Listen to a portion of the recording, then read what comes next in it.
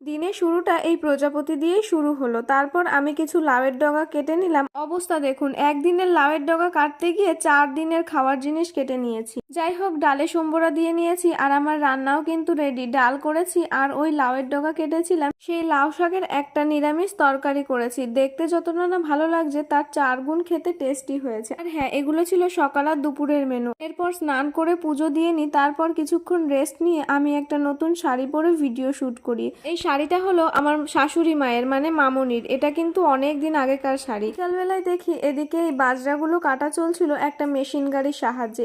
এই ফসলটার নাম হলো বাজরা, যেটা দিয়ে রুটি তৈরি হয়। ডিউটি থেকে ফেরার সময় বর নিয়ে আসে মাছ। গুলোকে ভালোভাবে ধুয়ে বরকে দুটো মাছ ভেজে দিই, কেননা আমার বর মাছ ভাজা খেতে খুবই ভালোবাসে। সন্ধ্যায় টিফিন করার জন্য বরের আবদারে চিনির পরোটা তৈরি করি। হ্যাঁ, রাতের রান্নাও কিন্তু হয়ে গেছে। তবে আজকের মতো মিনি ভ্লগটা এই অবধি। এখন আমরা চিনির পরোটা খাই। আপনারা আমার চ্যানেলটা সাবস্ক্রাইব করুন। বাই।